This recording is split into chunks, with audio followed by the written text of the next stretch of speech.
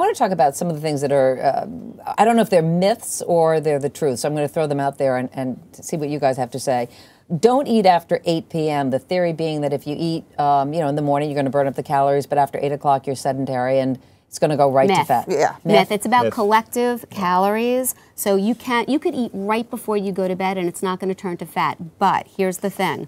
Most people tend to overeat in the latter part of the day because we're tired, and we're de-stressing, and we unwind with food. And that's when the emotional eating. And the type of food that right. they're eating. So yeah, for that reason alone, I would say you really want to put a cap on the nighttime eating, but not because those nighttime calories magically land on your hips. It's more important to, like what I tell my clients is to eat earlier in the day more food, because like what Joy was saying is people don't eat enough and then they overeat at night. But if you eat, we're more active during the day. So if we eat more food and then kind of taper off our food, and I always tell people, you're trying to go to bed, you want to kind of wind down, you're going to sleep, you should be focusing on that.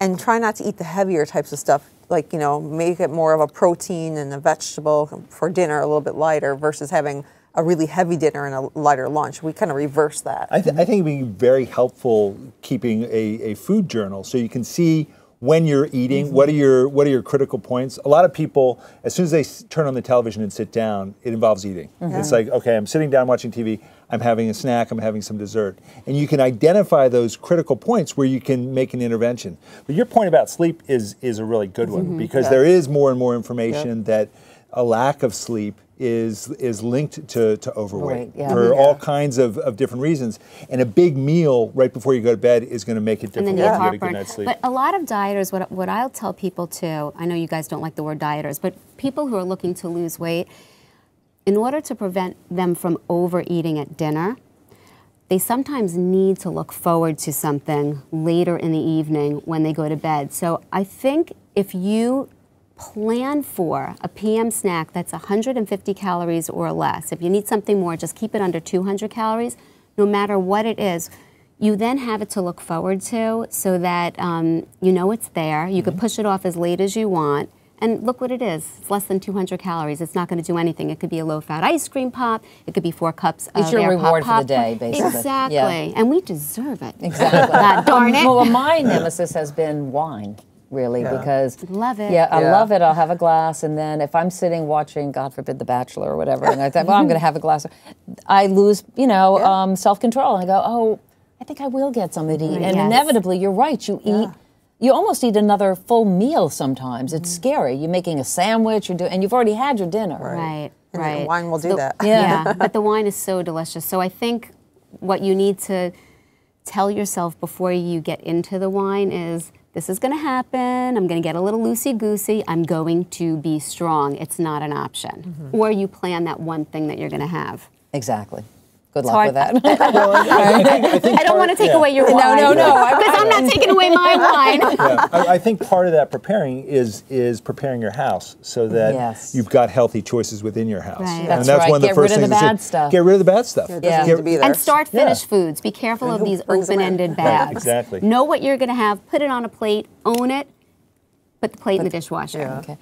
Here we go again. Eat small, more frequent meals to boost your metabolism. Everybody talks about boosting metabolism without you saying no. I find it's more the ratio, what you're eating. And everybody's different. Some people do really well with many little meals, but some people want just 3 square meals. But what I believe is what the makeup of that food is. And if you're eating moderate fat, moderate protein, lower carb, and your blood sugars are, kind of stable and you're not secreting insulin, it's the insulin that puts you in fat storing mode. So if you can kind of keep that insulin down, you're going to be burning fat. And so that will. And how do you? But it's easy for you to say. But how does the Joe Schmo at home know where their insulin is? Well, you don't have to know. But if you eat a diet that's balanced, meaning eating more protein, healthy fats, and not these huge carbohydrate sources, like bread, rice, exactly, pasta, not potatoes. too much of that.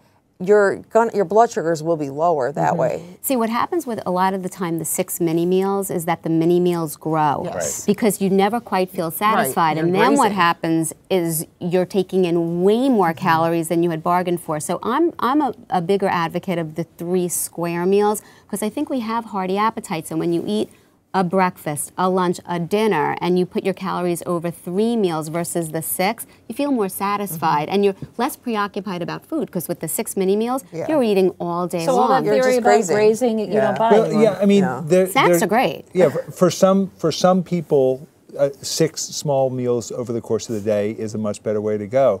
But I think a lot of people end up expanding those meals so that Then you're that in doesn't trouble. work. Yeah. I'm one. I need to snack. So I like He's a guy with 3 the square great meals. metabolism. I always keep What do you have a snack? almonds, Almonds. Yeah. raisins, Love nuts. Yeah. I'm a Nuts. nutaholic. Yeah, I Hard-boiled mean, eggs are great for snacking. Yeah. Like, that's not going to mess you up. but it's a matter of keeping around snacks Yeah. that Right. are healthy. And here's they're how good you for rev your metabolism. You can rev your metabolism by making sure that you have protein with all of your meals. And again, the protein would be nuts or seeds or lentils or Even- the non-fat Greek yogurts or are even great. a piece of Reduce- chicken. I mean, chicken, tuna. fish, Yeah. all of those things, even lean meats. Protein will jack up your metabolism more so than carbohydrates and fat. You're not going to get that big insulin and But, Right. but you don't get that great sugar rush with protein. But then you know, you- a slice right. of turkey isn't going to do Well, it. it's a matter Well, of getting used to Yeah. being more even. Yeah. But But you don't have the turkey ups. in a sandwich. Yeah, or you can do like turkey with like sliced avocado in there and some salt and pepper on like it. a big shrimp,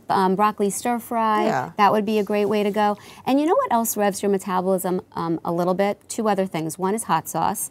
So you could, it's a slight rev, but we'll take anything that we can get. You could add hot sauce or jalapeno peppers into your salad. I put sriracha sauce in an egg white omelet. Yummy. And also green tea.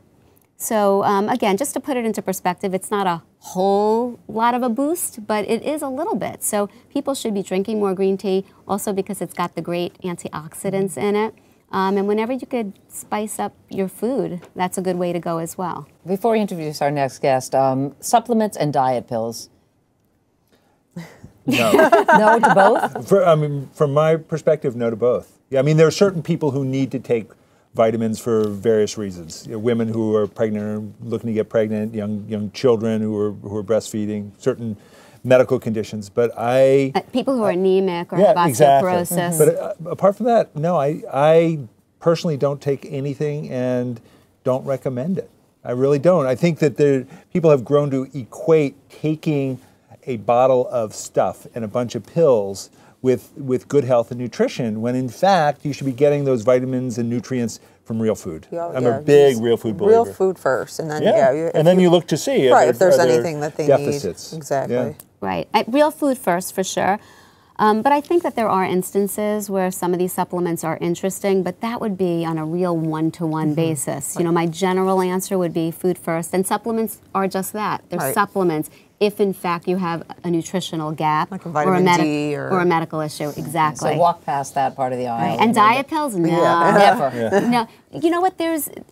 You're not going to get results unless you put in the energy and the effort. So, if you take a diet pill, first of all, there are side effects, or it doesn't work. Yeah. I mean, those are really the 2 options. And while you're taking it, you got to be watching your food and exercising along with it anyway. So my other concern about supplements is it's really the wild, wild west out there in terms of knowing what they're you're not getting. regulated, a lot of them? They're regulated in a very different way, and I don't think that most consumers realize that. It's a pill, it's a pill. But no, the vitamin and supplement industry, it's hands off until there's a problem, and then there can be a step in. And sometimes it's a placebo effect because you take them and then you're watching everything else that you're doing and the weight comes off you and think you it's blame 'cause it of the on, pill. whoa, this thing really works. Guess what? You did it. You get the credit. And it's billions of dollars that could be spent on real food. Presents on for things that are us. good for you.